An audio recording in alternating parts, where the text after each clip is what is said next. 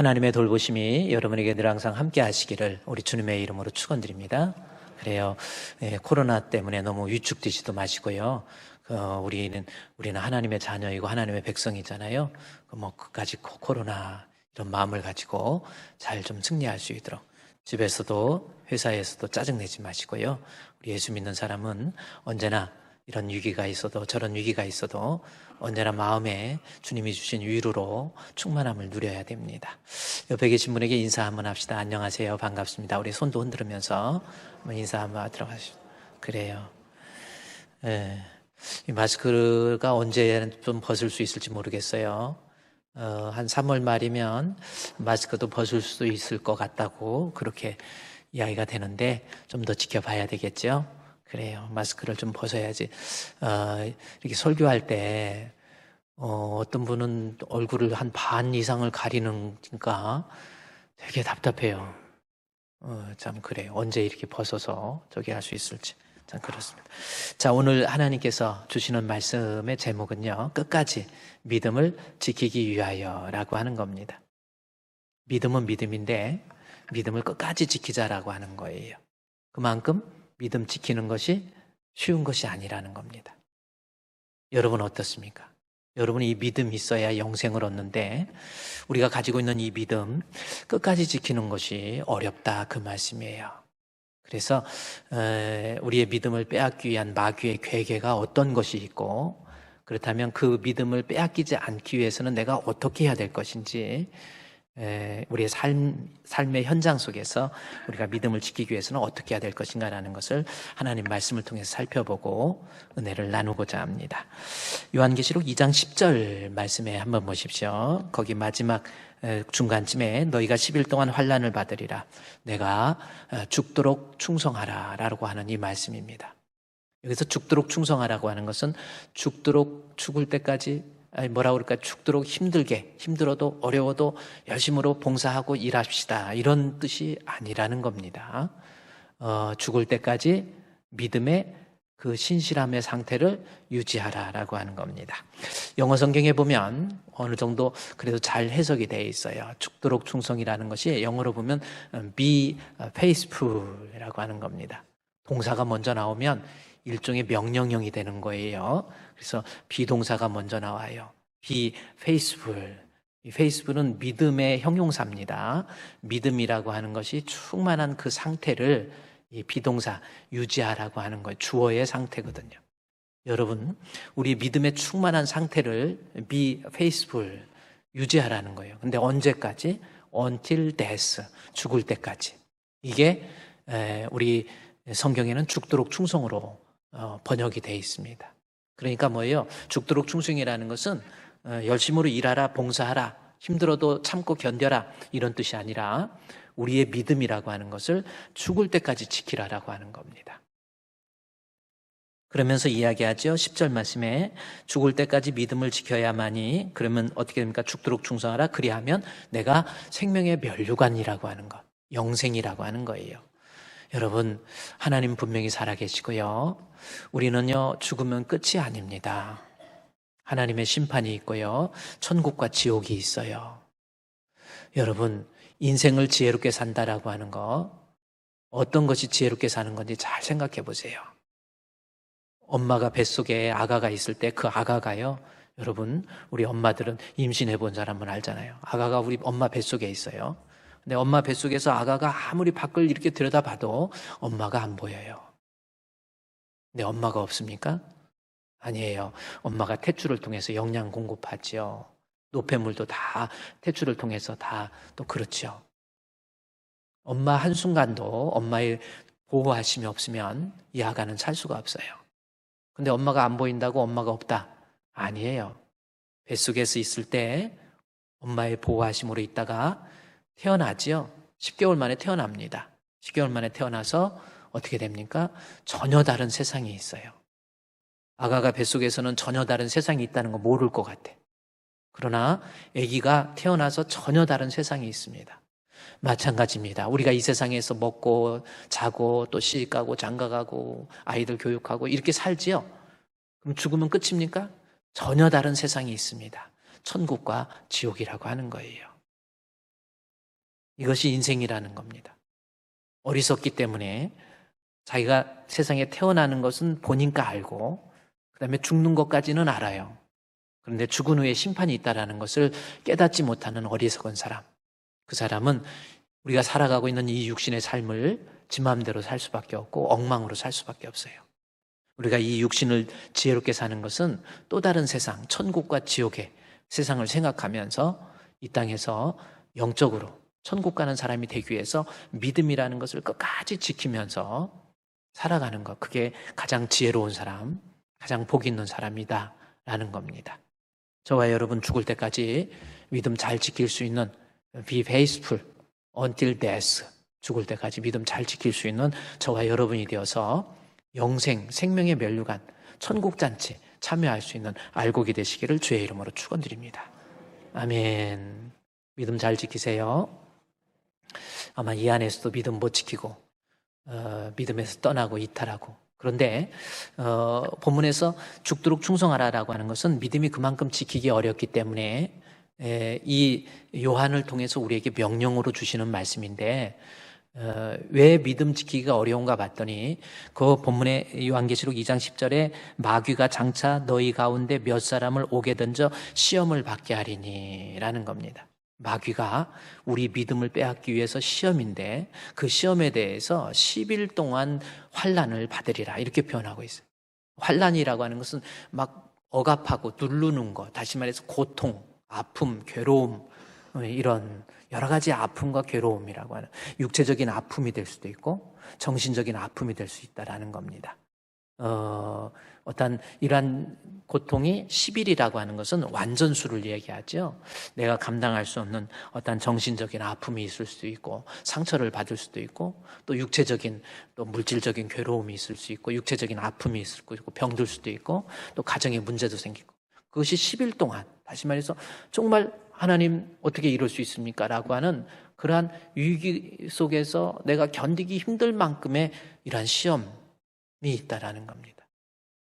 마귀가 우리로 하여금 믿음 빼앗기 위해서 별 희한한 시험 다 준다라는 거예요. 그래서 여러분, 그러면 우리 믿음, 분명히 여기 계신 여러분도요, 마귀는 두루 다니면서 믿음 빼앗을 자를 찾고 다니는데 믿음 빼앗기 위해서 어떤 방법으로 내 믿음을 빼앗는지 이걸 좀 살펴봐야 됩니다. 그래야 우리의 삶의 현장 속에서 이것이 마귀의 시험이고 괴계구나라는 것을 인식하고 그 시험으로부터 이겨낼 수 있거든요. 자, 그러면 마귀가 우리 믿음 죽을 때까지 믿음 못 지키게 하기 위해서 여러 가지 시험을 준다고 그랬는데, 지난주에는 제가 히브리서 말씀을 통해서 히브리서 11장에 나와 있는 믿음의 선진들이 믿음을 지키는 데 있어서 받게 될 여러 가지 고난이나 환난이나 핍박이나 뭐 이런 거에 대해서 말씀을 드렸는데, 오늘은요 우리의 믿음을 빼앗기 위한 마귀의 괴계를 우리가 알아야 되는데 그 내용이 뭐가 있는가 봤더니 오늘은 베드로의 그 권면을 통해서 베드로가 권면할 때 당시에 성도들의 믿음을 빼앗기 위해서 마귀는 어떤 작전을 썼는지 좀 살펴봐야 됩니다. 자, 우리가 믿음 죽을 때까지 믿음 지킬 때 마귀가 여러 가지 시험을 한다고 그랬죠. 그러면 베드로 당시에 성도의 영혼을 빼앗으려고 했던 마귀의 시험의 내용, 이것을 좀 살펴보도록 하겠습니다. 이것을 알기 위해서요, 여러분 베드로전서 1장에 한번 가볼까요? 앞에 있으니까 한번 여러분이 성경을 찾아봐서, 히브리서, 야고보서, 베드로전서가 있습니다. 베드로전서 1장 6절 말씀해 보면 거기에 나와 있어요. 1장 6절 말씀해 보니까 그러므로 너희가 여러 가지 시험으로 말미암아 라는 말씀이 있습니다. 여기서 너희라고 하는 것은 흩어져 있는 유대인, 즉 베드로전서 1장 1절에 나와 있는 본도, 갈라디아, 갑바도기아, 아시아, 비두니아 이런 지역에 어떤 신앙적인 핍박 때문에 사람들이 흩어져 있는 거예요. 그런데 그들에게 이야기합니다. 9절에 너희라고 하는 것은 그 신앙 때문에 흩어져 있는 그들을 향해서, 그러므로 너희가 여러 가지 시험, 흩어져 있는 그들에게 그냥 믿음이라고 하는 것이 마귀가 그때 사람들에게 여러 가지 시험의 문제가 있다라는 거예요. 그렇죠? 그러면 이때 당시가 언제냐면요, 시대적으로 이 베드로 전서 후서는요, 그 기록의 연대가 AD 64년 정도 됩니다.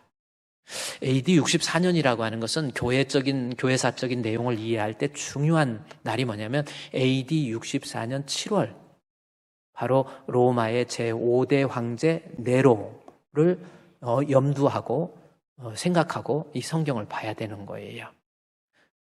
로마라고 하는 나라는 이 헬라 제국 알렉산더가 세상 천하를 통일하고 난 다음에 시간이 흘러서 313년에 세상을 천하를 통일하고, 그 다음에 시간이 흐르면서 이제 AD BC 160년대 이때부터 로마라고 하는 나라가 로마를 중심으로 로마라고 하는 나라가 태동을 하기 시작해요. 그리고 이 AD BC 한 4, 5년 정도의 카이저라고 하는 장군이 나타납니다. 로마에 헬라 자국을 능히 물리칠 수 있을 만한 이 카이저라고 하는, 이 카이저는 장군이에요. 근데 독일어로 보면 카이저 하면은 황제라는 뜻이 됩니다. 그만큼 이 카이저는 장군이었지만은 어떤 황제의 힘을 가지고 있었던 사람, 로마라고 하는 나라가 제국은 아닌데 황제의 힘을 가지고 있었던 장군이었습니다. 삼도 정치, 로마의 정치 시대 때 하나의 장군이었는데, 이 카이저가 이 블루투스에 의해서 암살을 당하게 됩니다. 측근 블루투스에 의해서. 그랬더니 목사님, 내 핸드폰에 블루투스가 그거예요? 그런 그 사람 이름이니까 어쨌든 블루투스가. 그래서 카이저가 암살을 당해요. 그 다음에 카이저의 뒤를 이어서 이제 로마라고 하는 나라가 이 안토니우스와 옥타비아누스의 이 패권 다툼이 시작이 되고, 결국은 안토니우스가 옥타비아누스를 누르게 되지요. 악티늄 해전에서 이기게 됩니다. 그래서 로마의 힘을 안토니우스가 갖게 돼요. 그리고 안토니우스가 로마의 드디어 원로원으로부터 이제 카이저의 뒤를 이어서 드디어 황제가 되는 거예요. 제1대 황제.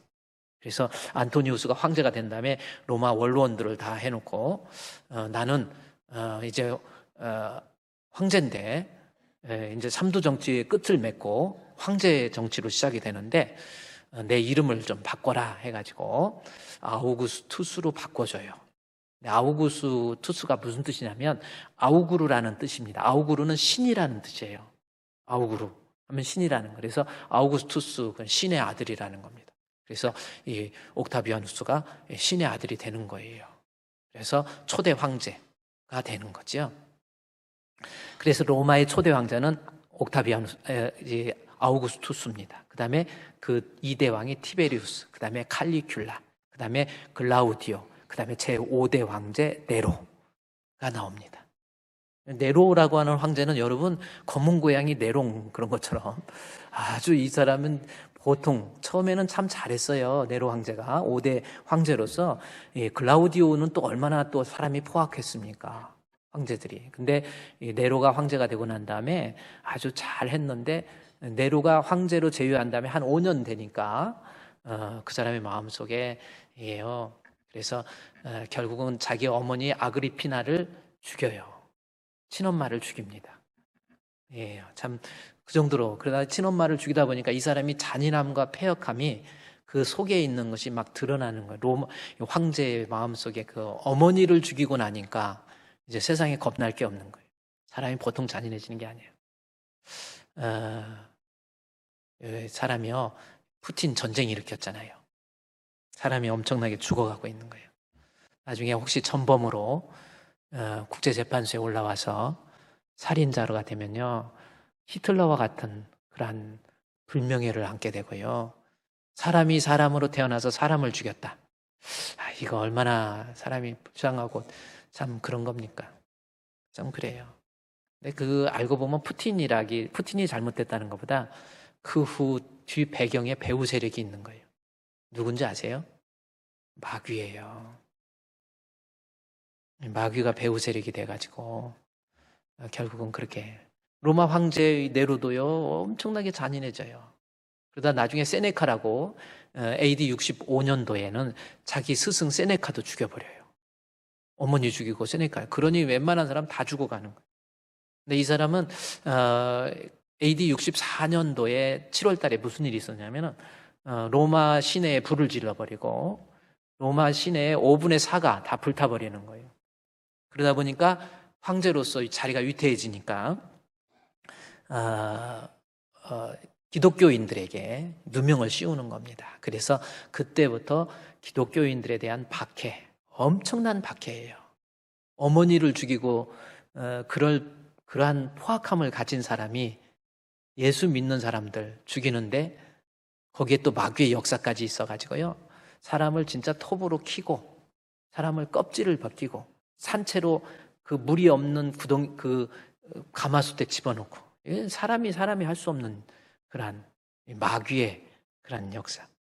근데 이 베드로 전서 후서는 그러한 AD 64년 7월에 로마 황제 네로의 그 박해가 있기 전에 쓴 책이에요. 그러면서 뭡니까? 너희들이 지금 흩어져 있는데 지금도 고난을 당하고 있지만 앞으로 여러분이 믿음 생활을 할 때, 신앙 생활을 할 때 베드로전서 1장 6절에 그러므로 여러 가지 시험이라고 하는 것 본문에서 이야기하고 있는 겁니다. 어떻게 보면 우리의 삶도 마찬가지예요. 여러분이 앞으로 살아갈 때, 내가 신앙을 가지고 살아갈 때 여러 가지 시험, 마귀가 그랬잖아요. 10일 동안 환난을 준다고 한 것처럼 여러 가지 시험의 내용을 가지고 내 신앙을 빼앗으려고 하는 마귀의 괴계가 있다라고 하는 것. 그러면 베드로 당시에 여러 가지 괴계를, 시험을 얘기하면서 어떤 내용들을 이야기하고 있는지 베드로 전서에서는 여러 가지 시험으로 이야기했지만 후서에 가보면 그 여러 가지 시험의 내용이 무엇인가를 설명해 주고 있어요. 그러면 오늘날 우리의 삶에 있어서도 이러한 시험의 내용을 잘 알고 인식하고 깨닫고 그것을 대적해서 이겨야 되거든요. 그래서 한번 오늘 그러면 베드로 전서 당시에 여러 가지 시험이라고 그랬는데 베드로 후서에 가서 그 시험의 내용을 한번 살펴보자는 겁니다. 그러면 베드로 후서 이제 2장으로 한번 가보세요. 2장에 우리가 당하게 될 여러 가지 시험의 내용, 베드로 후서 2장에 여러분 성경 봐야 됩니다. 2장 14절, 15절에 보면 베드로가 이야기했던 여러 가지 시험 중에서 이때 당시 성도들이 조심해야 될 시험의 내용들을 히브리 기자가 말하는 거하고 좀 다르게 두 가지를 설명하고 있습니다. 14절 말씀해 보면 음심이 가득한 눈을 가지고 범죄하기를 그치지 아니하고 굳세지 못한 영혼들을 유혹하여 라는 말씀이 있습니다. 자, 여기 마귀가 우리의 믿음을 빼앗기 위한 시험의 내용 첫 번째가 뭐가 있어요? 유혹이라고 하는 것이 있습니다. 그렇잖아요. 유혹이 있어요. 그러니까 여러분 분명히 신앙생활할 때 유혹이라고 하는 것이 있다라는 겁니다. 자, 유혹 하나 있고요. 또 하나 가볼까요? 15절 말씀에 그들이 바른 길을 떠나서 뭐라고 그랬어요? 미혹이라는 것이 있습니다. 그래서 베드로 전서에서 여러 가지 시험 중에서 베드로가 꼭 강조하고 싶은 거, 성도들이 마귀가 두루다니면서 삼킬자를 찾고 있는 이때에 우리가 마귀의 괴계, 내 믿음을 빼앗으려고 하는 마귀의 괴계가 어떤 내용? 하나는 유혹과 또 하나는 미혹, 두 가지가 있다라는 겁니다. 그러면 우리의 삶의 현장 속에서 오늘 베드로 후서 2장 14절에 유혹이라고 나와 있는데 그러면 이 유혹은 뭔가 이걸 알아야 돼요. 그래야 우리가 신앙생활하면서 내 신앙을 빼앗기 위한 마귀의 유혹의 내용을 우리가 살펴볼 수 있잖아요. 그러면 유혹이 뭔지 이것을 알기 위해서 베드로전서 2장 1절부터 가봐야 됩니다. 그러면 2장 1절에 보니까 한번 보세요. 야, 여러분 아주 중요한 거예요. 마귀의 괴계가 뭔지를 알아야 돼요.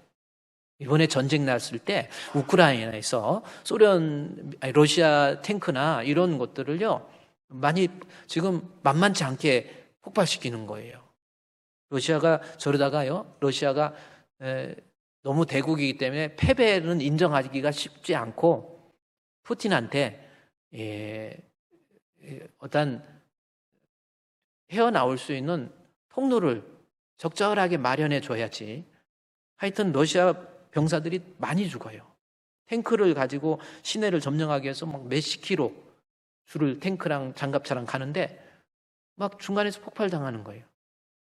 뭔가 했더니 우크라이나가 군사적으로는 약하지만 그들이 오는 길 통로들, 저들이 어떤 작전으로 온다라는 것을 무전을 통해서 다 듣고 있다라는 거예요. 그래가지고 게릴라식으로 가서 폭발시키는 거예요. 그래서요, 마귀가 우리를 시험해서 우리 믿음 빼앗으려고 하는데 그냥 뺏기면 안 돼요. 마귀의 전략이 무언가를 알아야 됩니다.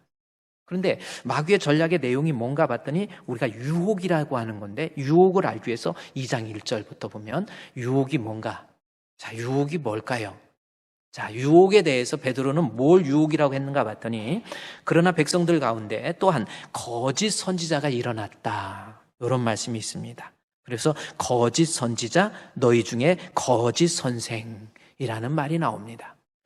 거짓 선지자는 또 뭐예요? 오늘날로 쉽게 우리가 의역을 해보면 거짓 선지자는 목사님이라고 그러는데 가짜가 있다라는 거예요. 가짜. 이거 조심해야 돼요. 교회도요, 정말 잘 선택해야 됩니다. 그러면 오늘날로 얘기하면 목회자가 가짜 목사인가라는 거예요. 좀 표현이 좀 그러는데 여러분이 분별을 해야 됩니다. 여기 거짓 선지자, 이때 당시도 자기도 선지자라고 그래요. 근데 거짓이거든요. 그리고 거짓 선생, 이 사람들이 누군가 봤더니 거짓 선생들이 있으리라. 그들은 특징이 뭐예요? 거짓 선생이나 거짓 선지자는 그들은 멸망하게 할 이단을 가만히 끌어들였다, 이 말씀이 나옵니다. 그래서 거짓 선생이 어떤 사람? 오늘날 거짓 가짜 목사 어떤 사람이에요? 이단이에요. 이단이 결국은 나의 믿음을 빼앗으려고 달려오는 이단을 오늘 14절 말씀에 유혹이라고 표현한 거예요.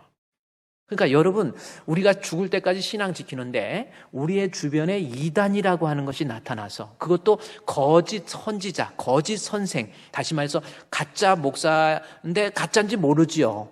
그렇게 나타나가지고 우리의 믿음을 빼앗아가는 거예요. 그게 유혹이라는 겁니다. 그런데 2장 1절에서 이단을 가만히 끌어들여서 그 말씀이 나오죠. 그 다음에 이들의 특징은 뭔가 봤더니 여럿이 호색하는 것을 따르리니 이로 말미암아 진리의 도가 비방을 받는다. 하나님 말씀을 비방이라고 하는 것은 우습게 하는, 지 맘대로 해석한다는 뜻입니다. 말씀이 비방이라는 것은 하나님 말씀을 놓고 이거 아니야, 이거는 이 뜻이야 해가지고 말씀을 비방한다라는 것은 말씀을 드디어 왜곡하는 거예요. 이단의 특징, 말씀을 왜곡합니다. 근데 왜곡한다는 말을 본문에서는 3절에 보세요. 여러분 정확히 알아야 됩니다. 그들이 탐심으로써 지어낸 말, 이 말씀이 나오죠. 그러니까 하나님 말씀을 비방한다라는 것은 말씀이 안 좋다 이 뜻이 아니라, 이들이 이단의 특징은 뭐냐면 하나님 말씀을 비방, 이게 아니야, 이 뜻이 아니야 해가지고 자기 뜻을 지어내가지고 그 말씀을 왜곡하기 시작하는 게 이단이라는 겁니다. 그런데 이렇게 말씀을 왜곡하는 이유가 뭐예요? 자, 이단이 그래요. 이 하나님 말씀, 이만희 같은 경우도 14만 4천 명, 그게 바로 자기들의 자기들에 의해서 14만 4천 명이 채워진다 해가지고 신천지 막 그러잖아요. 그러니까 하나님 말씀을 비방해서 이 말씀을 이렇게 해석해야 된다 하고 가짜로 마태복음에 나와 있는 비유 해석을 아주 왜곡해가지고 말씀을 지어내는 거예요. 그런데 그렇게 지어내는, 이단이 말씀을 왜곡해서 지어내는 이유가 뭡니까? 여러분 왜 그래요? 왜 그럴까? 지어내고 싶어서 지어내는데 왜 지어내요? 말씀을 왜 왜곡합니까? 거기 나와 있잖아요. 3절에 그들이 탐심이에요. 탐심을 통해서 2절 말씀에 여럿이 그들의 호색하는 것 막 이런 거 나오죠. 결국은 뭐냐면 거짓 선지자, 그러니까 가짜 목사, 이단의 교주는 어떤 특징이냐면 말씀을 왜곡해서 하나님 말씀을 자기 생각으로 지어내가지고 자기의 탐심을 이루는 거예요. 그 탐심이 뭡니까? 성도라고 하는 것보다 이단으로 사람들을 끌어들여서 거기에 있는 사람들을 그아마치 말씀을 지어내가지고 결국은 뭐합니까? 거기에서 그 무리를 통해서 돈을 끌어내는 거예요. 그래서 이단의 특징을 보세요. 돈이 엄청나게 많습니다. 통일교 같은데요, 돈이 엄청 많습니다. 문선명이 자기 양평인가요? 거기에 궁전 지어놓은 거 보세요. 지나가다 보면은 이렇게 산에 궁전 보이죠? 엄청나게 지어놔요. 그 돈뿐만 아니라 기업체만 해도 엄청 많습니다. 근데 돈 결국은 말씀 지어내가지고 성도들 꼼짝 못하게 만든 다음에 돈 뜯어내는 거예요. 막 나중에 집안에 있는 뭐 전세금 뭐 집 할 것 없이 다 끌어들이는 거예요. 이단의 특징이 돈이 많아요. 뭐 통일교뿐이 아니에요. 다 이단들 특징 보세요. 돈이 엄청 많습니다. 다 그래요. 자기 탐심을 다. 그러니까 그 거짓 선지자의 특징은 말씀을 왜곡해서 성도들의 영혼을 천국 보내기 위한 게 아니에요. 자기의 탐심으로써, 여기 분명히 나오잖아요. 3절에 그들이 탐심으로써 말씀을 지어내가지고, 그래서 또는 막 여기 여럿이 호색한다라는 거 있잖아요. 그래서 이단의 특징은 뭐예요? 자기의 탐심, 돈을 끌어들여서 엄청난 돈을 축적하든지, 아니면요 또 막 여자들, 그것도 여럿이, 그래서 막 여럿이 사람들 또 여자들 끌어들여가지고 막, 아니 정말 가관이에요. 말씀 왜곡해가지고 여자들 하고, 그것도 막 여기 한두 명이 아니라 여럿이 호색한다라는 거예요. 이때도 그렇고 지금 이단들도 막 교주들 보세요. 막 여자들 여럿이 끌어들여가지고 전부 그냥 정말 말하기 좀 부끄럽죠. 막 전부 옷을 벗으라고 그러고. 그래서 어떤 쑥스러워서 안 벗으니까 네가 죄가 있으니까 쑥스러워하는 거라고. 죄 없으면 막 내가 하나님인데 내가 신인데 막 벗는다 이거예요. 아담이 하와가 죄를 지니까 숨지 않았냐? 그래가지고 이렇게 말씀을 지어내가지고 그래서 이게 얼마나 이게 그렇습니까? 그런데 이렇게 결국은 보세요. 3절 말씀에 자기 탐심을 달성하기 위해서 지어낸 말을 가지고 너희로 이득을 삼아요. 자기의 이득. 그러니까 결국은 이단을 통해서 돈 벌고 이렇게 뭐 타락하고 방탕하고. 그 사람들이 성도의 영혼에 대한 관심이 있습니까? 아니에요. 그런데 더 무서운 것은 뭐냐면 14절 말씀에 거기 보세요. 음심이 가득한 눈을 가지고 범죄하기를 그치지 않아요. 계속해서 이 음심이라는 것은 하나님 외에 다른 자기의 마귀에 의해서 사로잡혀 있는 모습을 음심에 가득한 눈이라고 해요. 그래서 계속해서 이단이 성도들 보세요. 가정을 망하게 하지요. 막 여기다 세상에서 살면서 교회라고 하는, 교회도 아니죠. 거기다 헌금을 많이 해야 하늘에 가서 좋은 집에서 한다. 그거 엉터리 방터리 같은 말도 안 되는 소리예요. 그리고 막 문선명이 같은 경우 나하고 피가림을 해야 돼. 네 피가 깨끗해진다고 천국 간다고. 아니 근데 그런 말에 넘어가요. 그 어떤 사람이 넘어갑니까? 여기 14절에 음심이 가득한 눈을 가지고 범죄하기를 그치지 않았는데 어떤 사람이 넘어가요? 굳세지 못한 영혼들이 유혹을 받아요. 그러니까 유혹은 뭐예요? 이단에 잘못된 왜곡된 하나님의 말씀을 왜곡해갖고 전하는데 그 말씀 좋다는 거예요. 또 정말 여러분, 우리 성도들이요 죽을 때까지 믿음 지켜놔요. 교회라고 하는 것은요, 교회는 성경학교입니다. 교회를 통해서 내가 윤리적으로 훈련받고 뭐 도덕적으로 인정받고 뭐 하고 그럴듯한 설교로 성도들을 유혹해서도 안 돼요. 교회에 오시면 예배 시간에 성경 펴서 같이 말씀을 보고 이 성경이 그 뜻이구나, 그걸 제대로 알고 성경 배우는 게 교회지, 목사는 성경 가리키는 선생이지. 그래요. 사람들 막 군중 심리로 모아놓고 좋다고 막 쇼하고 다니는 거요. 참 쇼하고 다니네요. 저 성남의 어떤 교회 같은 경우도요, 뭐 연초 돼가지고 예배 드린다 그래갖고 대통령 후보도 불러놓고 국회의원들 다 불러놓고 진짜 쇼하고 있어요. 아주. 그래가지고 한번 유튜브에 보세요. 가서 정치인들 모아놓고 거기다 정치인들 모았으면은 하나님 말씀을 전해야지요. 거기서 엉뚱한 말만 하고 거기다 또 아무것도 모르는 사람들은 아멘 아멘 하고 참 그야말로 쇼하고 있는 거예요. 정말 너무너무 답답해. 그래서 참 그 교회 이름을 대면 제가 다른 교회 저기 하는 것 같아요. 그 큰 교회 그래가지고 막 사람들 나 정말 이게 하나님 앞에 그거 성도들 예배 시간에 모아놓고 무슨 짓 하는 겁니까? 말씀을 가르쳐야지요. 그런데 더 무서운 것은 굳세지 못한 사람들이 그럴듯한 말에 넘어가요. 안 넘어갈 것 같습니까? 넘어가. 아니 어떻게 대학 교수도 넘어가요. 왜 그랬습니까? 마귀가 영적인 권세를 가지고 굳세지 못한 사람. 제가 한번 JMS 정명석이 아세요? 한번 뉴스에 나온 거니까 제가 여러분 정말 어떻게 저희 같은 사람한테 넘어가는지 뉴스 제가 한번 틀어줘 볼게요. 여러분. JMS 교주 정명석 씨는 여신도들을 준강간한 혐의로 10년을 복역한 뒤 올해 초 출소했습니다. 그런데 최근 충남 금산에 있는 JMS 본부에서 조경 작업을 하던 신도가 돌에 깔려 숨지는 사건이 일어났습니다. 당시 작업자 대부분은 자원봉사에 나선 신도들이었는데 숨진 신도를 포함해 일부는 안전모조차 쓰지 않았던 것으로 파악됐습니다. 경찰은 JMS 측의 안전관리가 허술했던 것으로 보고 수사에 나섰습니다. 황예린 기자가 취재했습니다. 충남 금산군에 위치한 JMS 본부입니다. 해발 400m 고지에 자리 잡은 본부에는 JMS 신도들을 위한 수련원과 운동장 8각정이 있습니다. 잠깐 멈춰보세요. 연못과 저게요, 월명동에요, 수백억을 들여가지고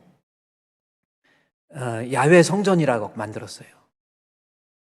엄청난 돈 성도들한테 다 그래요. 말씀 왜곡해갖고 자기가 통일교, 그 다음에 구원파 다 짭 종교를 만들어가지고 정명석. 야, 여러분. 넘어간다니까요, 사람이. 그리고 자기는 결혼을 설교를 하면서요. 그 말에 또 넘어가. 어떻게 자기 예수님이 너는 결혼하지 마라 그랬대요. 또 예수님이 또 그것까지 또 연락을 해준다는 거예요. 너는 결혼하지 마라. 그래갖고 7년 동안 결혼 안 하고 있었더니 예수님이 3년 후에 답변을 해주면서 너는 결혼하지 말고 세상에 있는 모든 여자가 다 네 여자다. 근데 여러분 웃지요? 근데요, 실제적으로 그게 넘어갔네요. 그래서 심사를 해갖고 모든 여자 중에서 이제 정명석이를 옆에서 이렇게 호위하는 여자들이 있어요. 키도 얼마고, 머리통이랑 팔등신이 돼야 되고, 이거 다 심사하고요. 학력도 어디. 그래가지고 주변에 여자들이 다.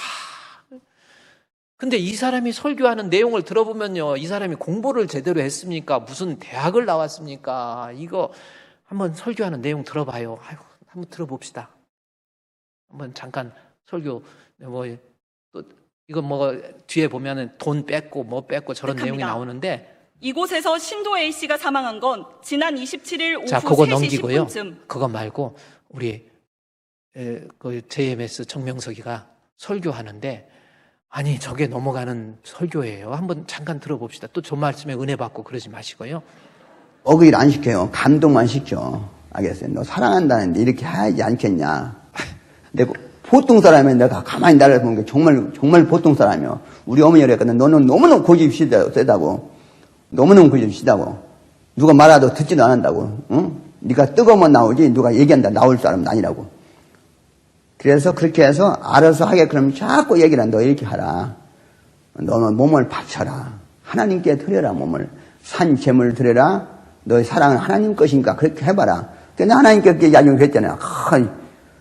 사실상은 내가 결혼 않고 살겠다고 마음을 먹었을 때 큰 맘 먹은 거예요. 보통이 아니에요. 이게 7년 동안 결정해. 7년 동안. 물론 어렸을 때 주님같이 살겠다 했는데 막상 보니까 나 혼자 살 생각하니까 7년 만에 내가 대답했어. 마지막에 너 잘 생각해서야 다시 생각해봐. 또 생각인데 예수님 무슨 앞날에 나 혼자 살다 무슨 일 있어요? 이렇게 쓸쓸한 일 있었더니 잘 생각해봐. 혼자 사니까 너 혼자 사는 거예요. 혼자 사는 거예요. 그게 경쟁이 내가 살아봐 독신주의 얼마나 어려운지 아냐? 혼자 사니까 나 너무 그런 얘기 하지 말라고 헷갈리니까 얘기하지 나 혼자 결정하게. 알았어. 그래서 7년 동안 결정했어요. 7년 동안. 그래 7년 만에 결국 그렇게 하겠다고 결심했어. 근데 예수님께서 결심 끝나고 그러면 대답해봐. 나 결혼 안고 살겠다고. 예수님 모시고 살겠다고. 정말 하고 그렇겠다고. 나 결정했다고. 딱 내렸다고. 됐어요. 그 대신 나 버리지 말라고. 더 이상 듣기도 싫고요. 그래가지고 이제 예수님이 저렇게 야, 너 결혼했냐 안 했냐 너 참아라. 아니 무슨 예수님이 저렇게 했다. 여러분 14절 한번 볼까요? 여러분 제발 유혹당하지 마세요. 14절에 음심이 가득한 눈을 가지고 범죄하기를 그치지 아니하고 굳세지 못한 영혼을 유혹하는 거예요. 저 설교에 넘어가 갖고 수많은 여자들이 막 그래요. 정말 그 여자들이 진짜 막 어디서 그렇게 이렇게 막 그런 여자들 다 옆에 저 월명동에다 모아놓고 온갖 되게 하고 굳세지 못한 사람, 이게 문제예요. 여러분, 마귀가 여러분 말씀을 왜곡해가지고 어떤 사람은 나 은혜가 안 돼, 교회 은혜가 안 돼. 그럼 은혜 받는 사람들은 다 바본지 한번 생각해 보세요. 또 그 말을 듣고 굳세지 못한 것들은 어떻게 하는 줄 알아요? 굳세지 못한 영혼을 유혹하잖아요. 야, 안 그래, 얼마나 은혜로운데. 그래요. 처음에는. 그러다가 아니야, 은혜가 안 돼. 한 번 듣고 두 번 들으면 자꾸만 듣고 싶네 해가지고 둘이 사귀어요. 그래서 친구 돼가지고 같이 하다가 자꾸 하다 보면 자기도 어느 날 갑자기부터 은혜가 안 돼요. 진짜. 예수님이 설교해도 은혜 못 받는 사람이 있습니다. 사도 바울이 설교해도 은혜 못 받는, 스데반이 설교해도 은혜 못 받는 사람이 있어요. 그럼 은혜 못 받는 게, 그러면 생각해 보세요. 은혜가 안 돼. 이거요, 이제 나중에는 어떻게 은혜 되냐면 저렇게 하나님 말씀을 왜곡해서 달콤하게 하면 정명석이한테 넘어가는 거예요. 아니, 수십억의 재산을 갖다 저게, 여러분 월명동 한번 유튜브에서 쳐보세요. 얼마나 기가 막히게 만들어 놓은 줄 아십니까? 이거는요, 어떻게 있어. 저 설교뿐만 아니고, 저건 설교도 아니지요. 제대로 공부한 것도 아닌데도 넘어가요. 교수도 넘어간다니까요. 이게 왜 그래요? 굳세지 못한 영혼이기 때문에 그래요. 주변에서 여러분 앞으로 신앙생활하면서 제발 마귀가 믿음 못 지키게 하기 위해서요, 여러분 이단의 사상, 하나님 말씀을 왜곡해서 전해주는 사람 만날 수도 있고, 또 주변에 괜히 교회에 대해서 부정적으로 안 좋게 얘기하고 나쁘게 얘기하고 은근히 그런, 오직 하면 찬송가에 친구 잘 사귀라고 찬송가에 나와 있어요. 내 친구를 삼가 잘 선택하고 내 언행을 삼가 늘 조심하라. 오직 하면 그러겠습니까? 주변에서 자꾸 아니야, 안 좋아. 엉뚱한 말. 어떤 때는 제가 우리 교회는 그렇지 않지만 정말 억울한 때가 많아요. 다 목회를 하다가 보면 그만한 이유가 있고, 그만한 이유가 있어서 이 사람도 교회에서 치리해서 내보낼 사람도 있고, 그렇지 않고 이만한 사정이 있기 때문에 이렇게 해서 나중에요, 말 들어보면 엉뚱한 말로 왜곡돼가지고 목사님이 어쨌네. 저 그렇지 않습니다. 제가 여러분한테 변명하려고 그런 게 아니라요, 마귀의 유혹에 넘어가면 굳세지 못한 영혼이 되면은 이상해져요. 그러다 믿음 못 지켜요. 그러다 신앙 못 지켜요. 여기 14절에 음심이 가득한 눈을 가지고 여러분 범죄하기를 그치지 않고 이단이라는 그러한 사상을 가지고, 이상한 신앙을 가지고, 이상한 가치관을 가지고, 또 이상한 교리를 가지고 내 영혼을 흔들 때요, 굳세지 못한 영혼이 유혹을 받게 돼서 이들은 탐욕에 연단돼 가지고 나중에 어떤 사람 되는 줄 아세요? 거기 넘어가면 10절 말씀에 한번 10절 보세요. 베드로 후서 2장 10절에 특별히 육체를 따라 더러운 정욕 가운데 행하며 주관하는 일을 멸시하는 자, 이 말씀이 나옵니다. 이제 주관하는 일이에요. 성경에 베드로전서에 주관하는 일이라는 말이 종종 나와요. 무슨 뜻인지 아십니까? 교회에 여러분 담임 목사님 우습게 알아요. 멸시해요. 우습게 알아. 목사님이 이제 출석 요구서 해갖고 소환을 할 때가 있어요. 안 되겠다 하면 소환을 합니다. 우습게 알아요. 그리고 여기 주관한 일을 멸시하죠. 그 다음에 당돌해요. 이들은 당돌하고, 그래서 얼마나 떳떳한지 몰라요. 신천지가 요즘에는 얼마나 떳떳한지. 옛날에는 신천지 하면 이번에 사건 나가지고 다 코로나 사건 때문에 다 숨어갖고 아닌 척 했는데, 이제는 대놓고 신천지라고 딱 걸고요, 대한예수교 장로회 총회 건물 앞에 신천지 간판 두고 시위하고 있어요. 또 그리고 다 이제 당당하게 또 얼마나 당돌한지 몰라요. 이단의 특징이요, 얼마나 뭐라고 그러면은 막 짜짜시 쳐다봐. 한번 따라합시다. 짜짜시 쳐다본다. 막 난리를 쳐요. 한번 이단에 넘어가면 보통 당들한 것이 아니에요. 여러분, 굳세지 못한 영혼들, 목사님이 이제 좀 충고도 하고 뭐하고 그러잖아요. 안 들어요. 당돌해요. 그리고 뭔지 아세요? 자긍이라는 것이 헬라어 원어의 뜻을 보니까 교만이라는 뜻, 그 다음에 고집이라는 뜻이 있어요. 얼마나 고집이 센지 몰라. 옆에서 누가 이 얘기해도 안 들려, 이제부터는. 안 들려요. 충고해도 안 받아요. 뿐만입니까? 영광 있는 자들을 비방한다라는 요 말씀이네요. 뒤로 돌아가가지고, 니네 담임 목사 이상하지? 아무래도 이상해. 얼굴만 반지하게 생겨가지고, 기생 오래배 같이 생겼잖아. 또 그 소리는 들을 만도 하지만, 이제 별거 가지고 비방해요. 제가 절대로 목사라서 그런 게, 저 이제 하나님 앞에 맡겨준 영혼 천국 인도하면 되는 거지, 제가 우리 성도들을 통해서 무슨 명예를 얻습니까? 돈을 버는, 전 그거 아닙니다, 이제. 그래가지고 얼마나 막 뒤로 가서 비방하고 없는 말 만들어내고, 저 어떤 때는 정말 억울해요. 그리고 비방하고, 나중에 보세요. 이 비방이 얼마나 무서운지 아시면, 더 큰 힘의 능력을 가진 천사들도 주 앞에서 그들을 거스려 비방하는 말을 고발하지 않아요.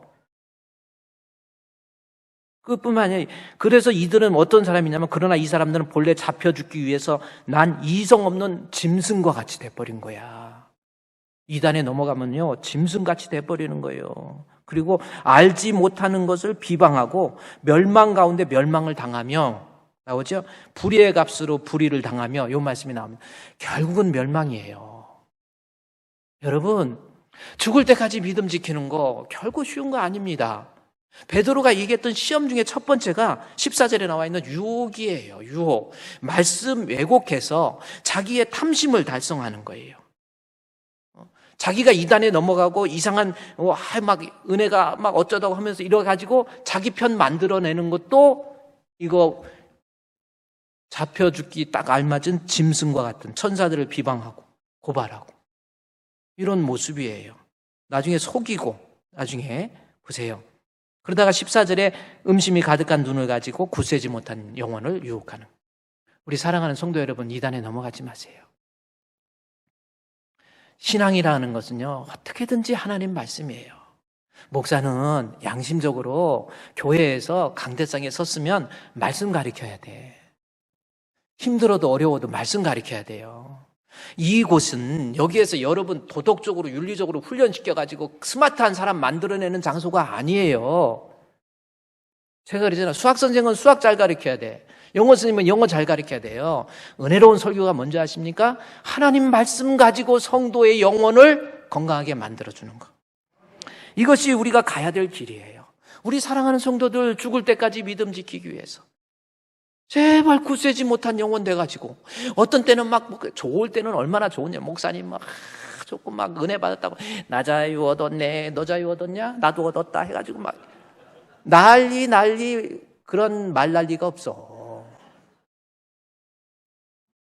그래가지고 자기가 굳세지 못해가지고 굳세지 못한 영혼, 주변에 있는 사람들 계속 굳세지 못한 자기 편을 만들어가지고 쓴뿌리는 교회에서요. 그래서 목사님도 양심적이면 성도들을 양육하면서, 진짜 양육을 하면서 이게 끝까지 아니다 싶으면 불러서 치리해서 내보내야 돼요.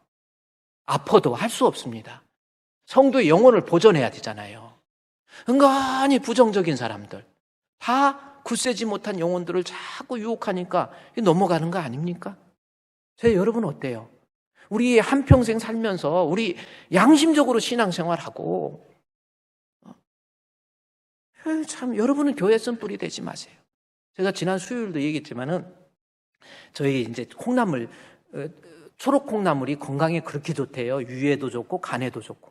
제가 위가 좀 불편하고 그래가지고 우리 아내한테, 여보, 초록 콩나물. 그래서 초록 콩나물이 뭐냐면 노란 콩나물인데 햇빛을 쬐면 초록색으로 바뀐다는 거예요. 근데 초록빛을 받으면서 그때부터 아스파라긴인가 이게 100배가 막 늘어나고 막 해가지고 초록 콩나물이 건강에 좋다고. 그래가지고 여보 우리 콩나물 길러 먹자. 이래가지고 저희 어렸을 때 저희 어머니가 그냥 이 이 요강이 방에 있고 그 옆에 콩나물통이 있어갖고 쉬 보면서 이것도 막 물을 쏘고 해가지고 콩나물이 이렇게 까망울로 덮어놨는데 밀고 올라오는 거 그런 추억도 있고 그래요. 콩나물 길러 먹자 해가지고 이 콩나물을 이제 길렀어요. 그래갖고 이 파란 햇빛을 쬐어주고 햇빛을 쬐려면 물을 자주 줘야 된대. 물도 주고 해가지고 한 열흘 동안 콩나물 진짜 훨씬 고소하고 훨씬 영양도 많고 따라합시다. 콩나물은 초록 콩나물. 그래서 콩나물 길러서 한 열흘 동안 잘 먹었어요. 근데 또 조금 이제 길러야 돼. 근데 지금은요, 콩나물 콩 사가지고 물에다 불리면 바로 하루 정도 지나면 뿌리가 나오거든요. 그러면 바로 그냥 길러지는 거예요. 얼마나 간단한지 몰라요. 햇빛 보여주면 초록색으로 바뀌는 거. 근데 얼마나 간단한데 저희 어렸을 때는요, 이 콩나물도 키울 때 그냥 안 키웠어요. 그 이게 조그마한 상이 있어요. 밥상 말고 거기 상에다가 모퉁이 깨지고 그런 상에다가 콩나물 콩 갖고 그냥 콩나물 바로 물 주면 썩어요. 어떻게 하는지 알지만 이렇게 해가지고 콩나물 올려놓고 띡띡띡띡띡띡띡 굴러요. 굴르면 콩나물들이 쭉쭉 내려옵니다. 근데 그 중에서 주둥아리로 이러고 벌린 게 있어. 그것들은 이렇게 흔들면 해갖고 옆으로 가버려요. 그거 골라냅니다. 그거 안 골라내면 어떻게 되는 줄 아세요? 같이 콩나물 키우면 그것과 함께 주변에 있는 것이 다 썩어. 주변에 있는 거 썩어요. 그래서 그거 골라내야 돼. 교회에서요, 은근히 이 쓴뿌리, 이게 뭐냐면 굳세지 못한 영혼이 돼가지고 누가 말해도 당돌하고 고집이 세고 자긍하며 영광 있는 자들, 주관하는 일을 멸시하고 이래가지고 결국은 교회 쓴뿌리 되는 그러한 사람의 유혹에 넘어가지 마세요. 우리 주풍교회 어떤 교회입니까? 여러분 영혼 팔아버릴 거예요. 괴테의 파우스트, 여러분 읽어본 분들은 알겠지만은 내 영혼을 팔아버린다. 육신적인 거에 의해서, 세상적인 거에 의해서 계약을 해요. 육신적인 편안함, 육신적인 안락함, 결국 내 영혼을 팔아버리는, 그것은 악마와 계약하는 것이다. 괴테 그러잖아요. 우선 편하고 육신적으로 이렇게 그럴듯한 거에 넘어가면 여러분의 영혼을 악마와 계약하는 거라니까요. 하나님 분명히 살아계. 여러분 지옥 가면 안 됩니다. 멸망해서는 안 되잖아요. 여기 나중에 11절, 12절 말씀에 멸망하는 자들, 본래 잡혀 죽기 위해서 난 이성 없는 짐승과 같아서 비방하고 그들은 그들의 멸망 가운데서 멸망을 당하며, 어떠한 이단에도 우리 주풍교회 성도들 앞으로요 넘어가지 말아야 돼요. 굳세지 못한 영혼 되지 마세요. 아멘. 또 하나 15절에 그들이 바른 길을 떠나서 미혹을 받아 부올의 아들 발람의 길을, 여기서 이제 미혹이 나와요. 그러면 미혹은 뭔가? 유혹은 이단의 사상. 그래서 굳세지 못한 영혼들을 이단의 그 사람들의 탐욕에 물들어가게 만든다. 이거 얘기를 했다고 한다면, 또 베드로가 우리의 믿음을 관리하는 데 조심해야 될 것이 15절에 그들이 바른 길을 떠나버려요. 곁길로 가고 딴 길로 갑니다. 미혹을 받은 거예요. 그래, 미혹을 받은 이유가 뭔가, 뭘 가지고 마귀가 우리를 미혹하는가 봤더니 불의의 삭시라는 말이 나옵니다. 발람의 이야기를 하면서 불의의 삭, 발람이 선지자예요. 내가 돈을 줄게 하니까 선지자의 길을 떠나는 거거든요, 내용을. 그 다음에 선지자 길을 떠나려고 그랬더니 하나님께서 막 책망해요. 그러니까 나 안 떠나. 그랬더니 이 발락이라고 하는 이 왕이 나중에 와갖고 어떻게 그 사람들을 보내가지고 내가 높은 자리에 올려줄게. 그랬더니 그럼 해볼까? 이렇게 결국은 신앙 포기하고 믿음 포기하고 불의의 삭스를 얻게 되는 그러한 모습. 세상에 돈 때문에 돈의 유혹이 있습니다. 그러니까 여기에서 미혹이라는 것은 돈을 가지고 내 신앙을 빼앗을 수 있어요. 너 주일날 안 나오고 교회 안 나오고 집에서 있으면 네가 얼마나 몸이 편안한데, 편안함이라고 하는 미혹입니다. 편안하죠. 화장도 안 해도 되고 안 가도 되고. 그래가지고 온라인 예배 드리니까 너무너무 편한 거야. 나중에 그게 익숙해지면 큰 문제입니다.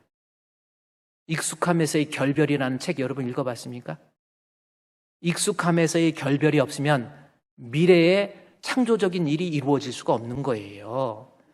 인간은 죄의 편향성을 가지고 있기 때문에 내가 관리하거나 컨트롤하지 않으면 죄 쪽으로 흘러가요. 그냥 예배 드리는 것보다는 안 드리는 게 편안해져. 여러 가지로 편하거든요. 화장도 안 해도 되고. 여자들 화장하는 거 얼마나 힘듭니까? 눈썹 긋는 것도 힘들고요. 제가 보면 참 힘든 것 같아요. 근데 이게 익숙해져가지고 나중에는요, 그게 마귀의 미혹이라는 거예요. 내가 너에게 편안함 줄게. 내가 너에게 신앙 포기하면 돈 줄게. 가룟유다가 예수님 팔아버리고 은 30 얻었어요. 한 푼도 못 써요. 어떻게 됩니까? 여러분, 너무나 불쌍한 결과 아닙니까? 조심하세요. 너 주일날 가서 일하면 돈이 얼만데, 시간당 얼마 버는데, 뭐 가서 예배 드려. 그것도 마귀의 미혹입니다. 때로는 돈의 유혹, 명예의 유혹, 때로는 자존심의 유혹, 또는 편안함의 유혹. 그 불의의 삭설 사랑해요. 여러분, 혹시 이런 유혹에 넘어가지 마세요. 힘들어도 어려워도 내가 가야 될 길을 가야 되는 거예요. 하나님 앞에 내가 해야 될 일, 내가 좀 손해를 봐도, 자존심이 상해도, 내가 좀 높은 자리 못 올라가도 그저 하나님 말씀대로 예수 따라가면, 복음 순종하면 우리 행할 길 환하겠네. 그랬죠? 주님 따라가는 거예요. 그래서 보세요. 한번 불의의 삭슬, 신앙 포기하고 세상적인 거 얻게 되잖아요. 16절 말씀 볼까요? 자기의 불법으로 말미암아 책망을 받는데 말하지 못하는 나귀가 사람의 소리로 말하여 이 선지자의 뭐요? 미쳐버린 거예요. 미친 거야. 여기 미친 행동. 성경에도 또 이 미친 행동이 또 나오네. 한번 미쳐버리면요, 한번 마귀에게 이게 사로잡히면요, 그냥 그저 돈 때문에 신앙이고 뭐고 인간관계고 다 포기해버립니다. 명예 때문에. 그래서 하나님과의 관계도 엉망이 돼버리는 거예요. 이게 마귀의 미혹이에요. 편안함과 안락함과 부와 명예, 내가 줄게, 너 신앙 포기해. 그게 넘어가지 마세요. 이 사람 미친 거예요. 나중에는요, 17절 말씀에 17절 한번 같이 읽을까요? 시작. 이 사람들은 물 없는 샘이요 광풍에 밀려가는 안개니 그들을 위하여 캄캄함에 어두움이 예비되어 있난. 그랬죠? 그 뭐예요? 물 없는 샘. 샘은 열심히 팠어. 그래요. 내가 신앙 포기하고 열심히 노력해하고 뭘 팠어. 물이 없어요. 세상에서 내가 노력한다고 되는 게 아니에요. 하나님이 복을 주셔야 돼. 할렐루야! 애들도요, 하나님이 키워주셔야 돼요. 여러분, 내가 물 없는 샘이요, 광풍에, 그래가지고 신앙 포기하고 뭘 얻은 것 같아. 근데 안개 같은, 광풍에 밀려가는 안개, 없어질 때 그러면 없어지는 거고, 그들을 위해서 결국 캄캄함, 어두움, 지옥이라고 하는 거. 오늘은요, 지금 이 두 가지, 여러분, 우리의 믿음을 마귀가 빼앗기 위해서 여러분 두루 다니면서 삼킬자를 찾습니다. 죽을 때까지 믿음을 지켜야 돼요. 그런데 마귀의 시험의 내용이 뭔가? 베드로가 얘기했던 두 가지. 뭡니까? 14절에 유혹, 15절에 미혹. 집에 가서 한번 잘 읽어보세요. 우리는 절대로 무슨 일이 있어도 마귀의 유혹에 넘어가면 안 돼요. 그런데 그 유혹에 안 넘어갈 방법을 베드로가 첫 번에 딱 얘기해요. 마귀의 유혹이나 또 달콤한 미혹이나 넘어가지 않기 위해서는 어떻게 해야 되는지 아세요? 여기 베드로 후서 1장에 가보세요. 1장 10절 말씀. 그러므로 형제들아 더욱 힘써 너희 부르심과 택하심 굳게, 마귀의 유혹에 넘어가지 않는 것 굳게 하라. 그러면 언제든지 실족하지 않는다라는 거예요. 마귀의 미혹과 유혹에 언제든지 넘어가지 않기 위해서는 그러므로 더욱 힘쓰라는 거예요. 그럼 뭘 힘쓰는가 봤더니 바로 8절 말씀에 이런 것들이 너희에게 있어 흡족한즉 너희로 우리 주 예수 그리스도의 알기를 게으르지 하지 말라. 그렇죠? 맹인이 되니까, 맹인 돼가지고 9절에 맹인이어가지고 이게 뭔지, 하나님 말씀이 이게 진리인지 뭔지 몰라요. 하나님 말씀을 통해서 예수님 아는 거예요. 예수를 제대로 아는 거예요. 예수도 알기 원함은 크고도 넓은 은혜와 대속해 주신 사랑을 간절히 알기 원하네. 내 평생의 소원, 내 평생의 소원, 대속해 주신 사랑을 간절히 알기 원하네. 결국은요, 말씀 통해서 계속해서 예배 출석해서 말씀 듣고 교만한 마음 좀 버리시고요. 말씀 듣고 예수님을 알게 되면 웬만한 이단의 유혹에 넘어가지 않아요. 아무리 달콤한 미혹에도 넘어가지 않습니다. 말씀으로 승리하시기를 주의 이름으로 축원드립니다. 기도하겠습니다. 하나님, 이 험한 세상 속에서 죽을 때까지 믿음 지켜야 영생을 얻는데 마귀는 우리의 영혼을 빼앗기 위해서 우리를 미혹하고 유혹하고 우리의 신앙을 빼앗기 위한 그러한 모습이 얼마나 많이 있습니까? 우리 예수님 알고 말씀을 잘 배워서 승리할 수 있도록 도와 주시옵소서. 예수님의 이름으로 기도드리옵나이다. 아멘.